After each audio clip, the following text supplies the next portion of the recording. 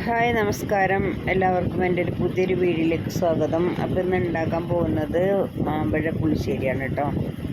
എങ്ങനെ ഉണ്ടാക്കാൻ നോക്കിയിട്ട് അപ്പോൾ കുറച്ച് നാടൻ മാങ്ങ കിട്ടിയിട്ടുണ്ട്. അപ്പോൾ നമുക്കിതൊക്കെ ഒന്ന് നല്ലോണം കഴുകി വൃത്തിയാക്കിയിട്ടെടുക്കാം. നാടൻ മാങ്ങയാണ്, അത്യാവശ്യം ഒരു നല്ല വലുതൊന്നുമല്ല, ഒരു മീഡിയം സൈസാട്ടോ. നാടൻ മാങ്ങ ആകുമ്പോൾ പിന്നെ വലിയ വലിപ്പങ്ങളൊന്നും ഉണ്ടാവില്ലല്ലോ. അപ്പോൾ ഇതെല്ലാം കഴുകി വൃത്തിയാക്കിയിട്ടുണ്ട്. ഇനി ഇതൊന്ന് തൊലി കളഞ്ഞിട്ടെടുക്കുക അതിൻ്റെ. അപ്പോൾ കത്തി വെച്ചിട്ട് അല്ല അതിൻ്റെ തൊലി കളയണം. നമ്മൾ കൈ കൊണ്ട് ഇങ്ങനെ ചീന്തിട്ടാണ് എടുക്കുന്നത്. അങ്ങനെ ഇതിൻ്റെ തൊലി കളയാം. നാടൻ മാങ്ങ ആയതുകൊണ്ട് തന്നെ നല്ല ടേസ്റ്റ് ആയിരിക്കും. അപ്പോൾ എൻ്റെ സ്റ്റൈലിലാണ് ഉണ്ടാക്കുന്നത്. അപ്പോൾ നിങ്ങൾ മാമ്പഴ പുളിശ്ശേരി ഉണ്ടാക്കുന്നത് പല വിധത്തിലും കണ്ടിട്ടുണ്ടാവും. അങ്ങനെ ഇതുപോലെ ഒന്ന് ഉണ്ടാക്കി നോക്കുമല്ലോ. അപ്പോൾ നല്ല വെറൈറ്റി മാങ്ങകളൊക്കെ കണ്ടിട്ടുണ്ട് ഉണ്ടാക്കുന്നത്. അപ്പോൾ ഇത് നല്ല മധുരമുള്ള നാടൻ മാങ്ങയാണ്. അങ്ങനെ നമുക്കിതിൻ്റെ ഓരോ തൊലികളും ഇങ്ങനെ കളഞ്ഞിട്ടെടുക്കാം. നമ്മുടെ മാങ്ങയുടെ തൊലികളെല്ലാം കളഞ്ഞെടുത്തിട്ടുണ്ട്. ഇനി ഇതിക്ക് ആവശ്യത്തിന് വെള്ളം ഒഴിച്ചിട്ട് നമുക്കിതൊന്ന് വേവിക്കാൻ വെക്കാം. ഒരു പച്ചമുളകും കൂടെ കീറിയിട്ടുണ്ട് കേട്ടോ. അപ്പോൾ കുറച്ച് വെള്ളം ഒഴിച്ച് കൊടുത്തിട്ടുണ്ട്.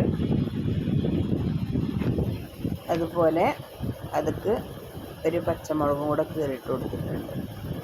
ഇനി ഇതൊന്ന് അടുപ്പത്ത് വെച്ചിട്ട് നമുക്ക് നല്ലപോലെ ഒന്ന് വേവിച്ചെടുക്കാം. ഇതിലേക്ക് ശർക്കരപ്പാനി തയ്യാറാക്കി വെച്ചിട്ടുണ്ട്. 2 വേപ്പിൻ്റെ ഇല കൂടി ഇട്ട് കൊടുത്തിട്ടുണ്ടായിരുന്നു. നല്ലപോലെ തിളച്ച് വന്നിട്ടുണ്ട്. ഇനി ഇതിലേക്ക് അരപ്പ് റെഡിയാക്കി എടുക്കാം. കുറച്ച് നാളികേരം, അതുപോലെ 1 ടീസ്പൂൺ മുളക് പൊടി, 1 മുക്കാൽ ടീസ്പൂണോളം മഞ്ഞൾപ്പൊടി, പൊടിയില്ലാത്ത തൈര്, അത്യാവശ്യം 2-3 ടീസ്പൂണോളം അതും കൂടി എടുത്തിട്ടുണ്ട് കേട്ടോ.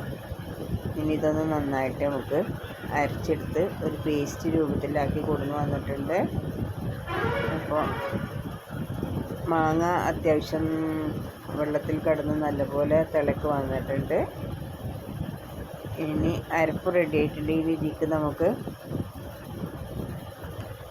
നമ്മുടെ കുറച്ച് നെയ്യാണ് ഒഴിച്ചു കൊടുക്കുന്നത് കേട്ടോ. കുറച്ച് നെയ്യ് ഒഴിച്ച് കൊടുക്കാം. നെയ്യ് ഒഴിക്കുമ്പോൾ ഒരു പ്രത്യേക ടേസ്റ്റാണ്. ഇതിലേക്ക് കുറച്ച് ഉപ്പ് കൂടെ ചേർത്ത് കൊടുത്തിട്ടുണ്ട്. നന്നായിട്ട് ഇളക്കി യോജിപ്പിച്ചതിന് ശേഷം നമ്മൾ ഉണ്ടാക്കി വെച്ച ശർക്കരപ്പാനി ഇതിലേക്ക് ഇട്ട് കൊടുത്തിട്ട് നല്ലപോലെ ഒന്ന് കടന്ന് ഇതിലൊന്ന് തിളക്കട്ടെ.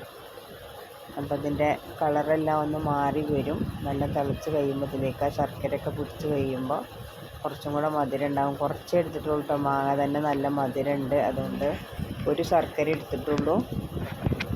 ഇനി നമ്മുടെ അരപ്പ് ഇതിലേക്ക് ചേർത്ത് കൊടുക്കാവുന്നതാണ്. നന്നായിട്ട് ചേർത്ത് കൊടുത്ത് കുറച്ച് വെള്ളം കൂടെ ഒഴിച്ചിട്ട് നല്ല ചേർത്ത് കൊടുത്തിട്ടുണ്ട്. എന്നിട്ട് കൂടുതൽ കട്ടിയില്ലാത്ത വിധത്തിലാണ്, ഒഴിച്ചു കറി പോലെ തന്നെയാണ് ഉണ്ടാക്കിയിട്ടുള്ളത്. ഇത് നമുക്ക് നല്ലോണം ചോറും നാനൊക്കെ ഇത് ധാരാളം മതി. നിങ്ങളൊന്ന് ഇതുപോലെ ഒന്ന് ഉണ്ടാക്കി നോക്കുള്ളൂ. നല്ല ടേസ്റ്റാണ്. ഇനി വറവിന് വേണ്ടിയിട്ട് വെളിച്ചെണ്ണയാണ് ഒഴിച്ചു കൊടുത്തിട്ടുള്ളത്. അതിലേക്ക് ഉലുവ, കടുക്, വറ്റൽമുളക് ഇതെല്ലാം ചേർത്തിട്ടുണ്ട്. ജീരകം, ചെറിയ ഉള്ളിയൊന്നും ചേർത്തിട്ടില്ല കേട്ടോ. അപ്പോൾ ഇങ്ങനെ ഒന്ന് ഉണ്ടാക്കി നോക്കൂ. നല്ല രസമാണ്, നല്ല രുചിയാണ്. നിങ്ങൾക്ക് ഇഷ്ടപ്പെടുകയാണെങ്കിൽ ഒന്ന് ലൈക്ക് ചെയ്യണം, സബ്സ്ക്രൈബ് ചെയ്യണം, ഫോളോ ചെയ്യണം, കമൻ്റ് അറിയിക്കണം. ഉണ്ടാക്കിയിട്ട് അതിൻ്റെ ഫീഡ്ബാക്ക് പറയണം. അപ്പോൾ നമ്മുടെ കടുക്, ഉലുവ, വറ്റൽമുളക് എല്ലാം നല്ല ചൂടായി ഇതിലേക്ക് വറവിട്ട് കൊടുത്തിട്ടുണ്ട്. ഇനി നല്ല രുചിയോടുകൂടെ നിങ്ങൾക്കിത് കഴിക്കാവുന്നതാണ്. നല്ല ടേസ്റ്റാണ്. മലബാറി പുളിശ്ശേരി, മാമ്പഴ പുളിശ്ശേരി ഒന്ന് ഉണ്ടാക്കി നോക്കുന്നുണ്ടോ? എല്ലാവർക്കും ഇഷ്ടപ്പെടും. ഇഷ്ടപ്പെടുകയാണെങ്കിൽ ഒന്ന് ഷെയർ ചെയ്യണം.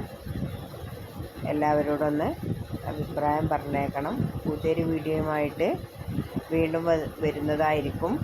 അതുവരേക്കും എല്ലാവർക്കും നന്ദി.